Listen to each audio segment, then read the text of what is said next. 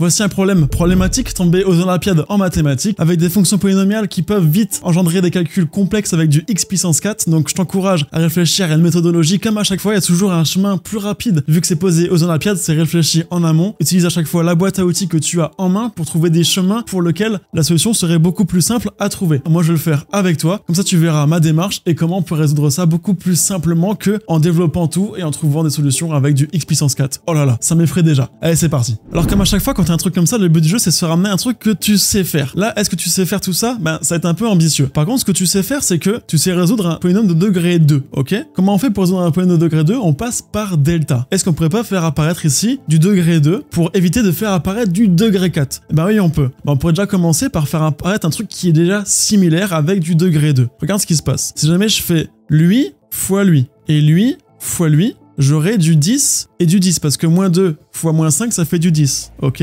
Et si jamais je fais lui fois lui et lui fois lui, j'aurai du 12. Tu vois ce que je veux dire? Donc on va déjà effectuer des produits de manière astucieuse. On va déjà effectuer le produit de lui avec lui, lui avec lui, lui avec lui et lui avec lui, et on verra ce que ça dit, ok?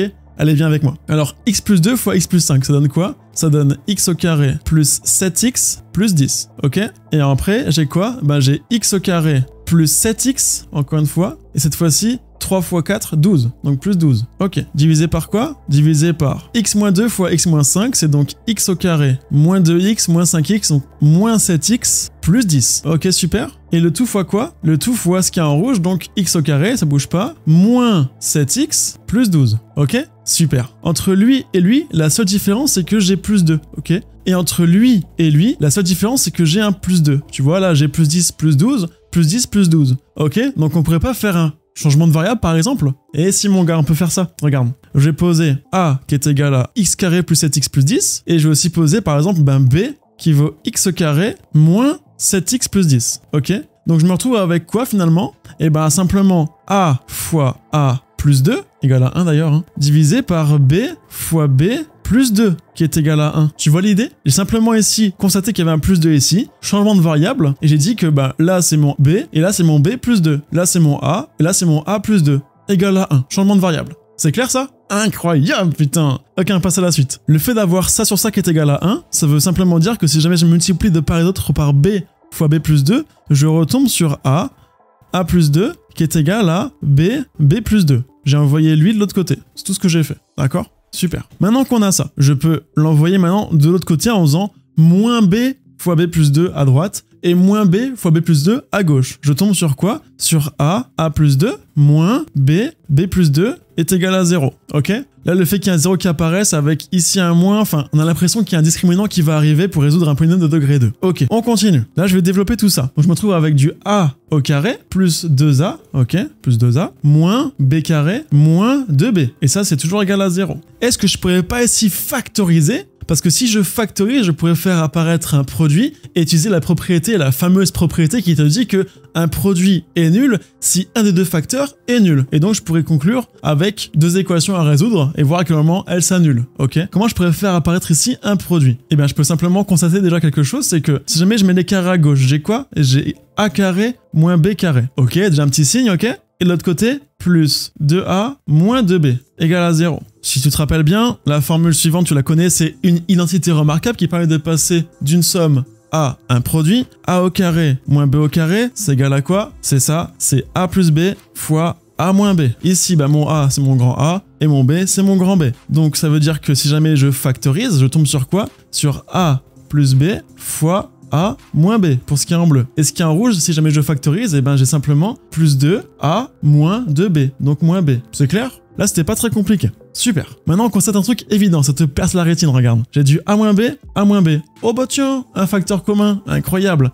Donc je vais dire qu'en fait, j'ai a moins b ici, facteur de quoi? Eh ben facteur de a plus b, pour commencer, plus 2, parce que j'ai 2a moins b, donc plus 2, ok? Ça, c'est égal à 0. Donc excellent, j'ai réussi à faire apparaître un produit, et donc j'ai plus qu'à résoudre. Ça est égal à 0, j'aurai des solutions, et ça égale à 0, j'ai des solutions. Parce que je te rappelle encore une fois, un produit est nul dès lors que un des deux facteurs est nul, ok?